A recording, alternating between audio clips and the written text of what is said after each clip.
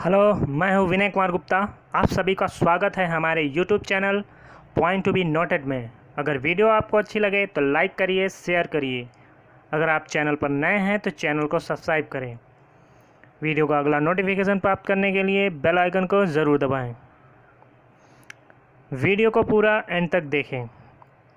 इसके पहले लेक्चर में हम लोगों ने ज्वालामुखी, सुनामी और भूकंप का जो विश्व में वितरण था उसके बारे में हम लोगों ने चर्चा किया था।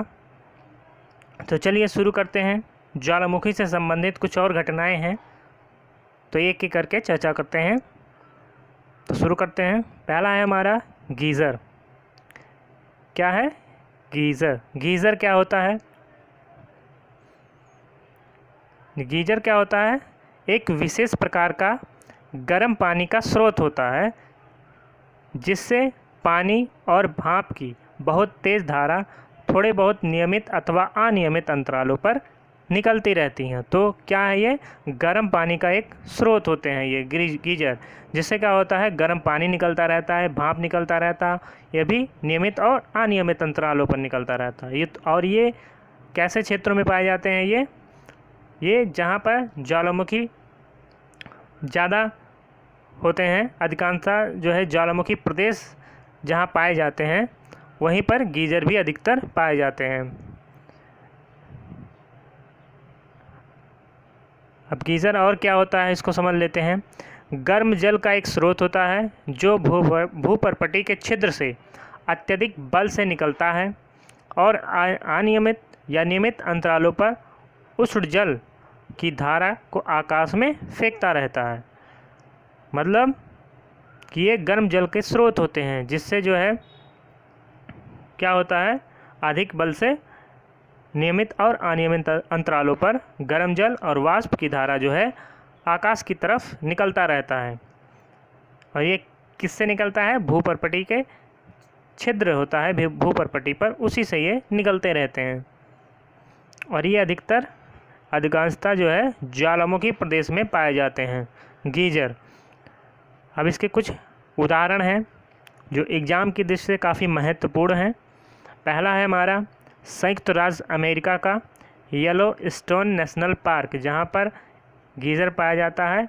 Old faithful geyser. गीज़र का नाम क्या है? Old faithful geyser. कहाँ पाया जाता है? संयुक्त राज्य अमेरिका का येलोस्टोन नेशनल पार्क है।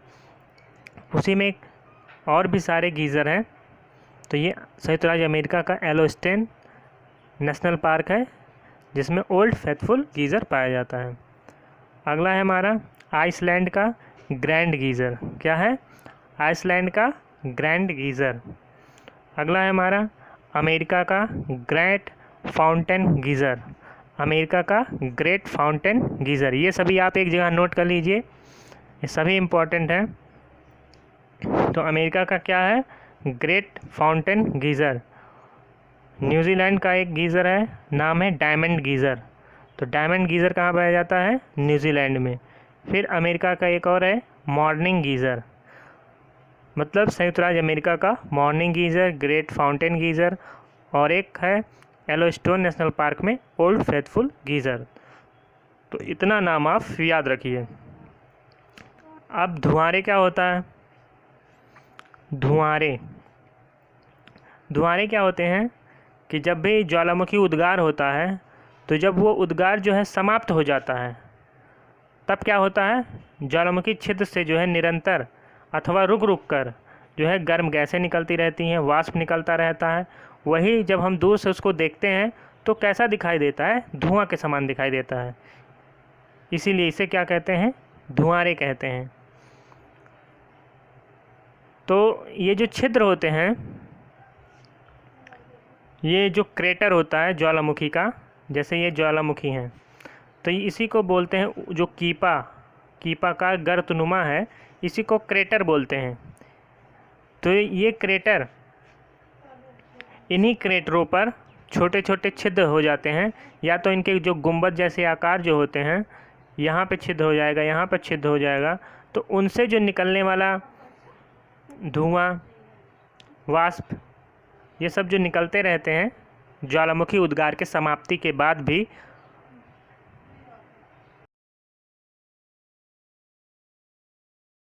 तो वह हैं।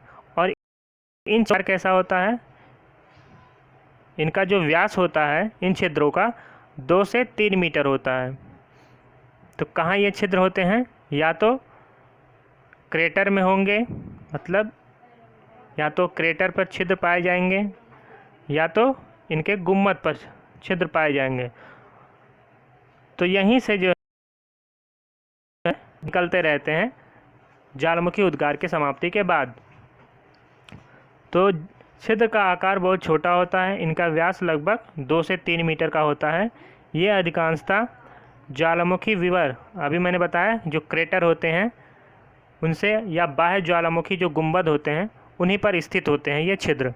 उन्हीं से गर्म जलवाष्प गैसें निकलती रहती हैं। तो जो गैसें निकलती हैं उसमें मुख्य गैस क्या होती हैं, वाष्प होता है, गंधक होता है मतलब सल्फर होता है, और हाइड्रोक्लोरिक एसिड होता है।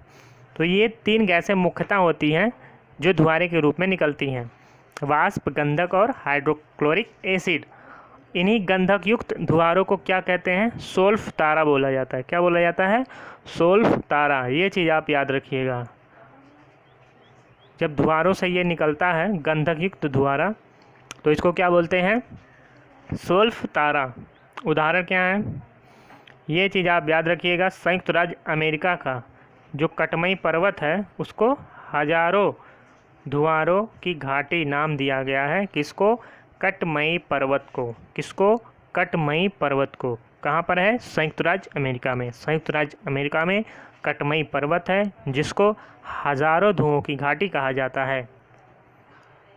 और ईरान का प्रसिद्ध धुआरा है कोह सुल्तान धुआरा।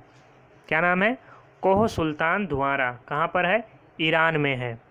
तो ईरान में कोह सुल्तान धुआरा है, संयुक्त राज्य अमेरिका में कटमई पर्वत है जिसको हजारों धुआरों की घाटी कहा जाता है। तो इसको आप याद रखिए, ये कभी कभी एग्ज़ामों में ये पूछा गया है, अदर एग्ज़ामों में, तो ये भी इम्पॉर्टेंट है। अब आते हैं क्रेटर पर। क्रेटर क्या होता है, क्रेटर तो हम कई बार उस पर चर्चा कर चुके हैं, फिर भी एक बार देख लेते हैं। उससे जो क्रेटर झील बनता है वो इम्पॉर्टेंट है हमारा। तो यह क्रेटर क्या होता है, जो जल ज्वालामुखी शंकु के ऊपर सामान्यतः मिलने वाला जो कीपाकार गर्तनुमा होता है। तो हमने क्या बताया था, तो यही जो कीपाकार गर्तनुमा होता है, यही जो कीपाकार होता है, ऊपर इसके मुंह पर जो गड्ढा होता है, जो छिद्र बोलते हैं उसको, यही होता है हमारा कीपाकार गर्तनुमा। इसी को क्रेटर बोलते हैं। क्या बोलते हैं, क्रेटर। यही होता है हमारा गर्तनुमा, कीपाकार गर्तनुमा होता है ज्वालामुखी के ऊपर, मुंह पर, छिद्र पर। तो वही कीपाकार गर्तनुमा, उसी को क्रेटर बोलते हैं। तो यदि इसमें जब जल भर जाता है तो क्या बनता है, क्रेटर झील बन जाता है। जब इसका मुंह जो है बंद हो जाता है, इसे धूल धुआं वाष्प निकलना बंद हो जाता है, तो जब इसमें जल का भराव हो जाता है तो कौन से झील का निर्माण करती हैं, क्रेटर झील का निर्माण करती हैं। तो इस प्रकार के जो क्रेटर झील बनते हैं उसमें जो इम्पोर्टेंट है हम देख लेते हैं। पहला है हमारा महाराष्ट्र का लोनार झील। तो महाराष्ट्र में पाया जाने वाला जो लोनार झील है वो इसी तरह बना हुआ है, क्रेटर झील से। किससे बना हुआ है, क्रेटर से। तो याद रखिए आप, महाराष्ट्र में लोनार झील जो है वो क्रेटर झील बोला जाता है। राजस्थान का पुष्कर झील, ये भी क्रेटर झील का उदाहरण है। राजस्थान में पुष्कर झील, राजस्थान में क्या है, पुष्कर झील। बोलिविया की टिटिकाका झील, ये दक्षिण अमेरिका में है बोलिविया, वहीं पर है टिटिकाका झील, ये भी क्रेटर झील है। ये भी क्रेटर झील का एक उदाहरण है, बोलिविया की टिटिकाका झील, दक्षिण अमेरिका है। ये जितने भी हैं सभी इम्पॉर्टेंट हैं। इंडोनेशिया का तोबा झील, ये आपको याद रखना है। विश्व की सबसे बड़ी क्रेटर झील तोबा झील कहाँ पर है, इंडोनेशिया में। तो इंडोनेशिया में तोबा झील है जो विश्व की सबसे बड़ी क्रेटर झील है, ये चीज़ आप याद रखिए। अफ्रीका महाद्वीप की क्रेटर झील एक है, वो है विक्टोरिया झील। तो विक्टोरिया झील कहाँ पर है, अफ्रीका महाद्वीप में है। ये एक प्रकार का क्रेटर झील है। विक्टोरिया झील अफ्रीका महाद्वीप में। ऑस्ट्रेलिया महाद्वीप में एक भी ज्वालामुखी है। इम्पॉर्टेंट, मोस्ट इम्पॉर्टेंट, एग्ज़ाम में आ सकता है। कौन ऐसा महाद्वीप है यहाँ पर एक भी ज्वालामुखी नहीं पाए जाते हैं? तो वो है हमारा ऑस्ट्रेलिया। क्या है? ऑस्ट्रेलिया। ऑस्ट्रेलिया महाद्वीप में एक भी ज्वालामुखी नहीं पाया जाता है।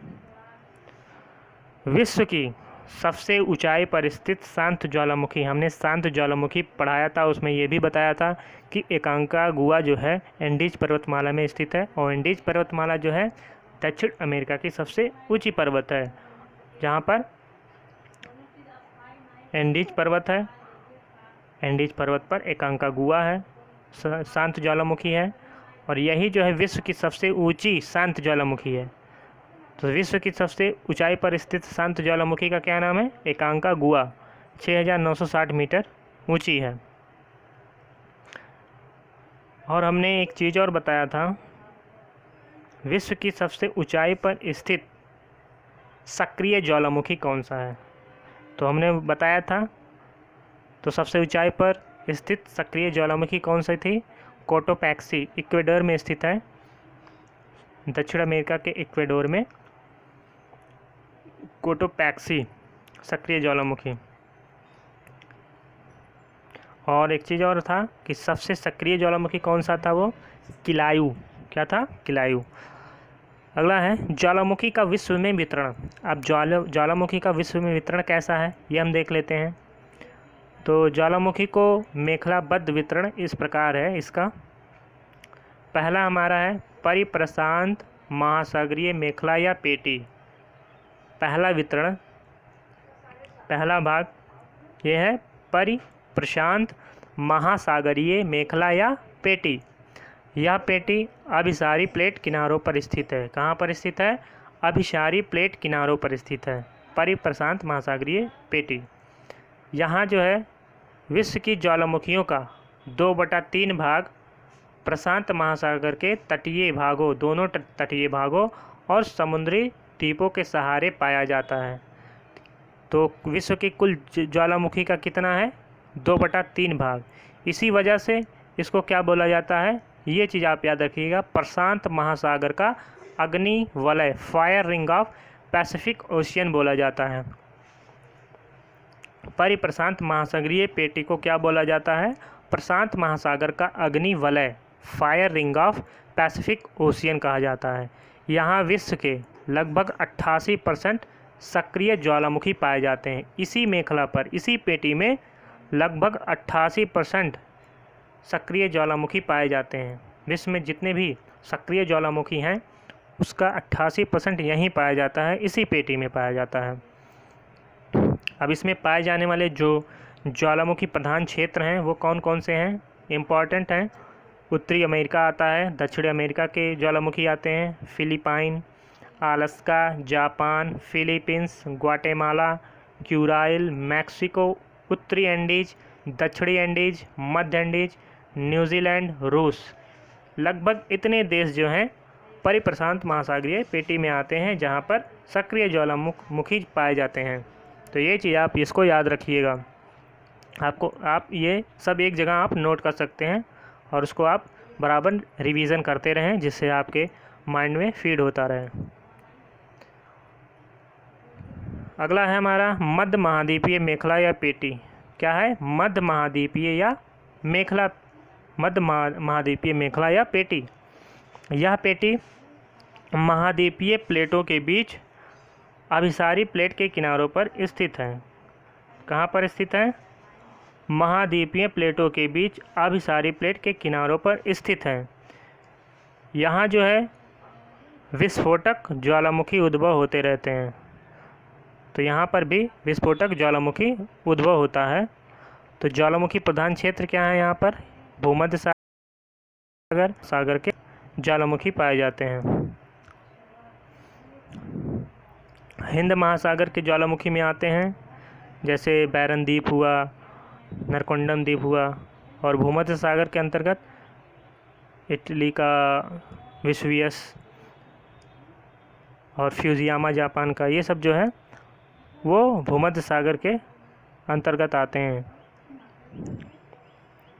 अगला है हमारा मध्य महासागरीय मेखला या पेटी। यह पेटी महासागरीय क्षेत्रों में अपसारी प्लेट के किनारों पर आते हैं। कहाँ पर आते हैं? ये स्थित हैं अपसारी प्लेट किनारों पर।